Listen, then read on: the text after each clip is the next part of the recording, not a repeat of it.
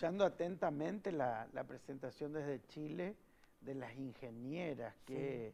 Qué interesante. Qué interesante trabajo y también romper un poco ese paradigma, ¿no? Muchos crecimos, los más mayores.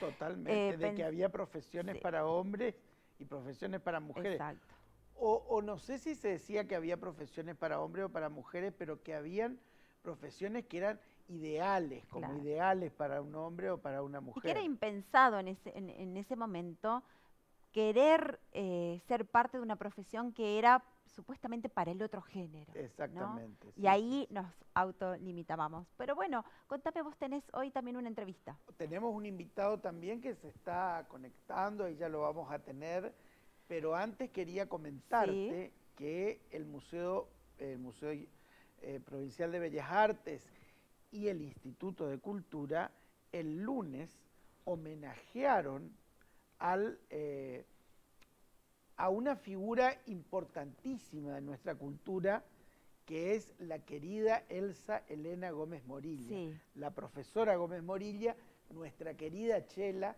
que cumplió este 5 de julio 70 años con de el su arte. primera muestra ¡Wow! en el antiguo Sí, Museo Colonial Histórico y de Bellas Artes, el 5 de julio de 1951. mirá vos. Entonces el museo estuvo, no sé si tenemos alguna imagen, pero el museo estuvo homenajeándola con un video Sí, conmemorativo donde hablaban sus amigos, donde habían algunas imágenes históricas de lo que fue la presentación de Chela en el antiguo museo histórico y con un sentido, digamos, de pertenencia, de apropiación de la obra de Chela para lo que es su amor por Corrientes, qué una lindo. entrerriana, porque ella Sí, nacía en sí, Concordia, sí, una entrerriana que se hizo correntina por adopción claro, y adoptando la correntinidad como nadie, pintó a Corrientes con todos sus colores. Y exacto. por eso fue un homenaje muy importante del Qué Instituto de lindo. Cultura y del Museo de Bellas Artes a una gran representante de las artes plásticas correntinas. Fantástico, se lo merece. Se lo Sí, merece sí, y sí. pronto vamos a estar visitando su Me atelier, encantó. que ahora vos estás Sí, sí, visitando sí, sí, sí. algunos ateliers.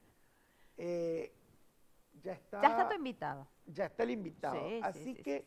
nos vamos a comunicar ya mismo con el arquitecto Germán Soto, docente, profesor, es un profesor que ha tenido una trayectoria muy importante en lo que tiene que ver con proyectos innovadores de tecnología, de robótica, con proyectos que están a la vanguardia de la educación en la Argentina.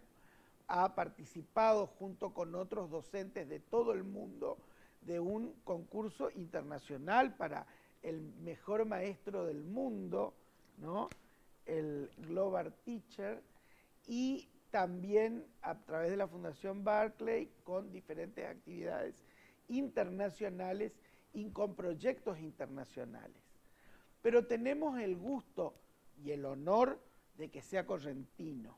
Y además es un amigo muy querido, el arquitecto Germán Soto, a quien recibimos en esta tarde de María de Lirio. ¿Lo vemos?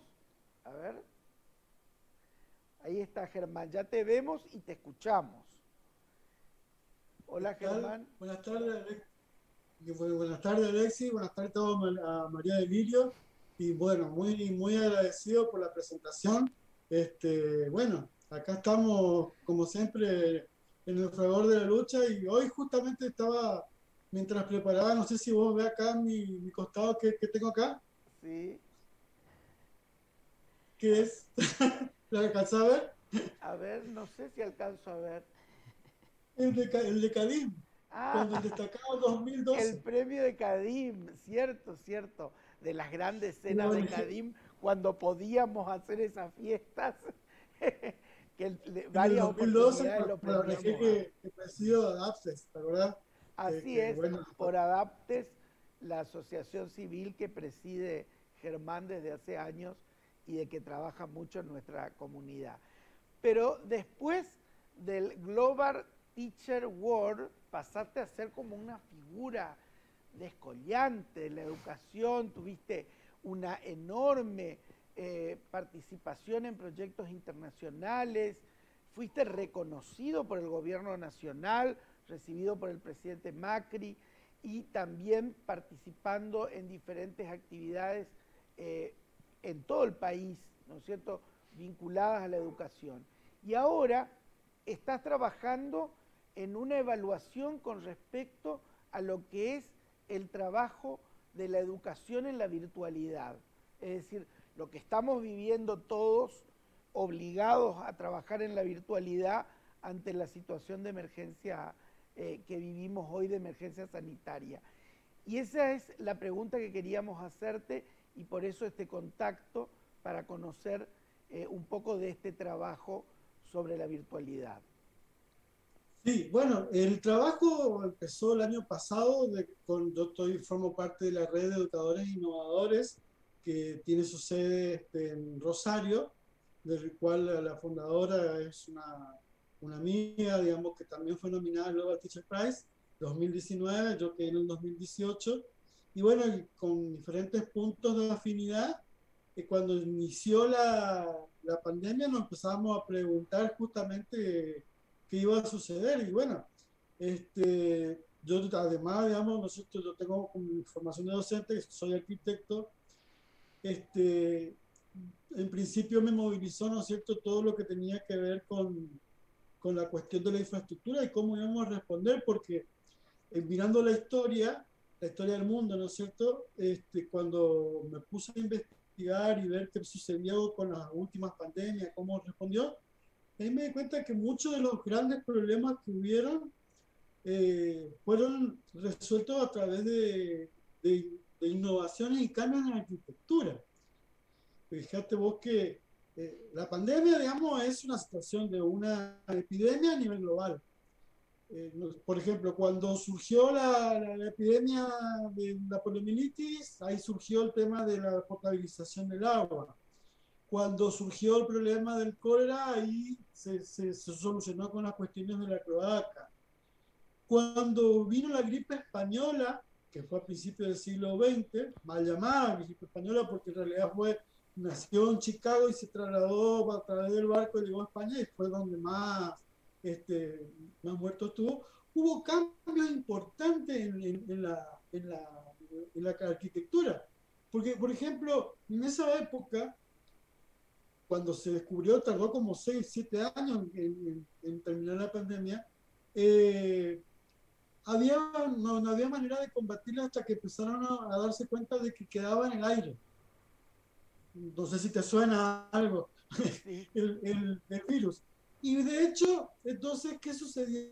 Que las casas, digamos, de esa época, que todas eran del siglo XIX prácticamente, que son como nuestras casas chorizo, las casas patio que hay acá, tenían un aventanamiento importante, pero no se usaba porque el concepto de la privacidad estaba muy enraizado, entonces no se abrían las ventanas y vos tenías más bien casas oscuras. Con grandes cortinas de terciopelo, con mobiliario muy mullido también de terciopelo, pana, digamos, de la mayoría. ¿Y por qué hago esa referencia? Porque eso se pegaba a la cortina, eso se pegaba a la alfombra, eso se pegaba, y ahí así fue que, entre otras cosas, se expande la tuberculosis. Entonces ahí digo yo, bueno, ese era el último antecedente, digo yo, bueno, como pandemia, que eso se dio por todos lados, ¿no es cierto? Y bueno, y después me puse a ver, digamos, porque bueno, todo en la situación del año pasado, que teníamos esto que cada 3 semanas decía que no terminaba, digamos, el confinamiento, no teníamos una fecha porque todo el mundo estaba pasando por lo mismo. Yo aproveché mi red de contactos internacionales de otros docentes que trabajan en el mundo y veía cómo se estaba llegando. Si uno ve el mapa de dispersión del virus desde Wuhan, de China hacia América Latina, por ejemplo, era como la trayectoria del Sol. Venía por el aeropuerto, por el avión. Y en menos de 2 meses uno pensaba que hasta, digamos, el ex ministro de Salud lo decía, acá no va a llegar, y llegó en 2 meses. ¿Cómo cubrió? Y bueno, entonces, todo lo que era la primera ola, la segunda ola, empezaba yo a preguntar a mis compañeros que conocía, digamos, ya sea a través de los diferentes encuentros internacionales que tuvimos. Y bueno, y ahí se me ocurrió, bueno, acá no hay material. Acá hay que dejar algo para la historia para que, digamos, este trabajo sirva para que uno pueda afrontar para las próximas generaciones. Entonces, vamos, desde ese lugar, vamos, nosotros como arquitectos por ahí tenemos esa mirada más global y bueno, y justo se dio de que también, como por mi formación docente, y de ahí empecé a investigar los modelos, el burbuja, el modelo cápsula, que el de israelí, ¿no es cierto? Y empezar a ver cómo daba para que anticiparnos, porque si uno ve que hace 2 o 3 meses sucedía eso y en 2 o 3 meses llegó acá, todo lo que a ellos le pasó nos va a pasar a nosotros. Y de hecho sucedió. Entonces empezamos a ver cómo, cuando le propongo a Cristina y a la red educadora innovadora, María Cristina Gómez, mi compañera, la de Rosario, de la fundación, entonces digo, bueno, vamos a ver cómo, vamos a tomar una fotografía este año, el año que viene y el otro. Le digo, a ver sobre estas situaciones, cómo evoluciona. Y ahí empezamos a ver, ¿no?, todo lo de la virtualidad, la bimodalidad, las confusiones, los yerros, los aciertos, desde el punto de vista de lo que era la escuela. En algunos lugares se cerraban la escuela, en otros no. Y bueno, digamos, yo tenía mucho contacto con docentes de España y de Italia, y alguien como de Malasia. Entonces sabía cómo se iban comportando. Entonces digo yo, bueno, y en qué acertaron y en qué no, y bueno, y todo ahí, a la par, todo el mundo empezó a aportar, digamos, desde su lugar, desde su saber, y ahí uno de pronto escucha que el aerosol, ¿qué es el aerosol? Y el aerosol son los líquidos que salen emanados de nuestra boca o de nuestra nariz, y bueno, y eso que flota, ya se decía que iba a producir los contagios, por eso el barbijo. Primero el barbijo sí, después el barbijo no. Fue Germán, todo decime, un ¿y caos. en algún momento esto tiene conclusiones o esto se está trabajando en forma indeterminada hasta que se alcance algún periodo de prueba o de plazo para poder determinar Mira, conclusiones?